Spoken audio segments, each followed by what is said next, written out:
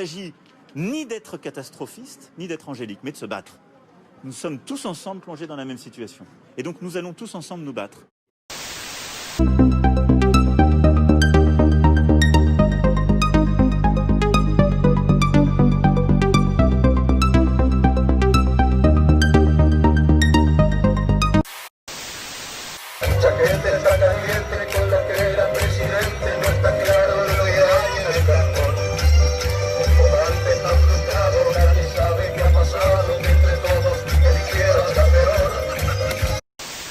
Prenez place et laissez-vous faire par ce robot chirurgien. Il est censé implanter en moins d'1 heure une puce électronique dans votre cerveau. Cette machine à coudre du futur se veut ultra précise, capable de connecter à votre cortex cérébral cet appareil inventé par le laboratoire d'Elon Musk. No, God! No, God, please, no! No! No! No! Alors ici au Danemark, même pas de masque, ni dans la rue, ni dans les supermarchés, ni nulle part ailleurs du reste. Le Covid, on n'y pense pas, on ne le voit quasiment pas. Ici, on ne pense qu'à une chose véritablement, c'est conserver cette qualité de vie totalement exceptionnelle et l'un des meilleurs PIB par habitant.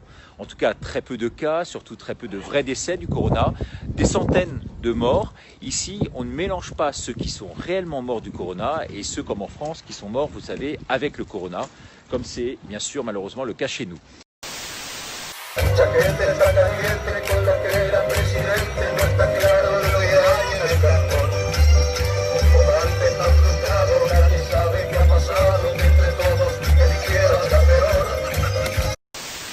La chef de l'opposition officielle parle d'une deuxième vague. Les spécialistes nous disent qu'on n'est pas dans une deuxième vague. On a à peu près 30 cas par jour, nouveaux cas par million d'habitants. Juste pour vous donner une comparaison, aux États-Unis, ils ont 110 nouveaux cas par million. En France, ils ont 120 nouveaux cas par jour par million, donc 3 fois plus que nous autres. Deuxièmement, la chef de l'opposition officielle parle de contrôle. Le plus important, c'est le contrôle des hôpitaux. Puis je veux lui dire qu'à chaque jour, on suit le nombre de personnes qui sont dans les hôpitaux à cause de la COVID, dans les soins intensifs. Ça suit pas mal la courbe qui était optimiste au mois de juin. Et, Monsieur le Président, actuellement, c'est plus difficile de suivre le nombre de cas. Donc, j'ai demandé pour le nombre de cas de revoir les prévisions. Puis, je veux rassurer la chef de l'opposition officielle, aussitôt que j'aurai des nouvelles prévisions, je vais y rendre public, comme je l'ai fait depuis le début de la pandémie.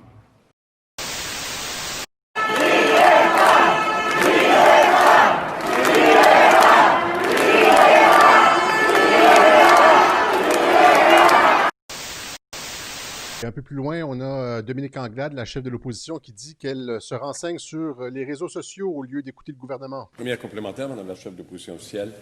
Merci beaucoup, Monsieur le Président, et j'apprécie que le Premier ministre les rende publics, puisque la transparence est essentielle pour que les gens adhèrent aux positions du gouvernement. Mais trouvez-vous ça normal, Monsieur le Président, que nous soyons mieux informés par des citoyens sur des médias sociaux?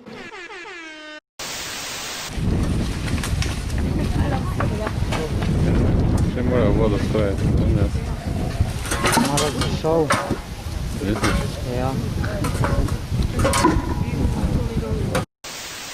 Tout ça, c'est de la manipulation statistique. C'est une grosse entreprise d'ingénierie sociale, ce qui est en train de se passer. Je vous fais écouter le clip de David Pujada là-dessus. Mais, et pourtant, quand on regarde la carte qui a été présentée aujourd'hui, ce matin, lors du point presse, elle est à gauche. On nous présente une carte et on nous dit il y a désormais 21 départements en alerte. On se dit, ah bon, on était sur une carte entièrement vierge, il n'y avait plus d'alerte, maintenant il y a 21 départements en alerte. Sauf que, on a oublié de nous dire que les indicateurs n'étaient plus du tout les mêmes. Et c'est là qu'on peut s'interroger sur la démarche. À gauche, la carte qui nous est présentée ce matin, l'indicateur, c'est le nombre de contaminations. À droite, la carte qu'on nous présentait tous les jours il y a 3 mois, ce n'était pas du tout le nombre de contaminations. C'était 3 indicateurs dont on nous disait qu'ils étaient essentiels et qui avaient trait grand 1 aux entrées à l'hôpital, grand 2 aux entrées en réanimation, grand 3 à la capacité de test. Donc aujourd'hui, sans rien dire, on nous On nous indique que 21 départements sont passés dans le rouge, sauf que l'échelle a complètement changé. Si on reprend, regardons nos deux cartes, si on reprend les mêmes indicateurs, on aurait exactement la même carte verte. Mais non, on nous a présenté une autre carte. Voilà, c'est un petit exemple. Mais est-ce qu'il n'y a pas là, Jean Quatremer, une petite confusion qui nourrit l'anxiété?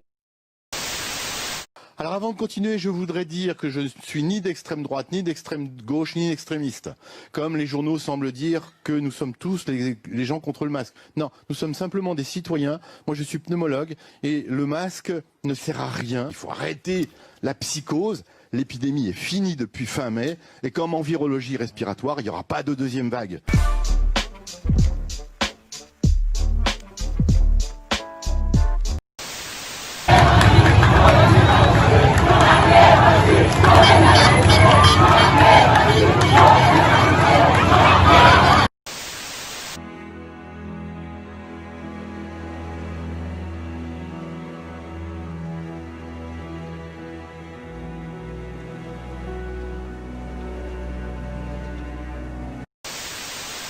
Et nous, on a une petite remontée, et les synchrones et parallèles, la petite remontée à l'obligation du port de masque. Parce qu'on empêche les porteurs sains de se multiplier. Donc, tester tous ces gens-là par millions, c'est idiot. Je vais dire un autre mot. C'est idiot, ça sert à rien, on dépiste des porteurs sains qui sont là pour nous protéger.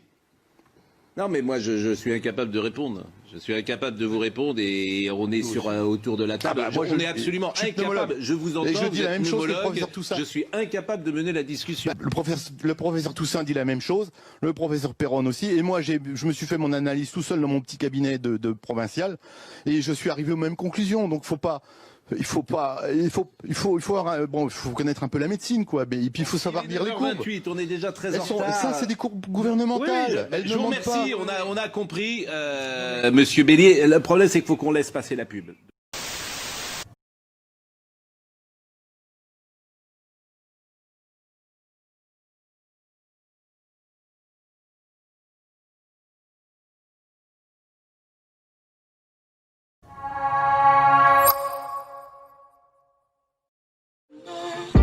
Is it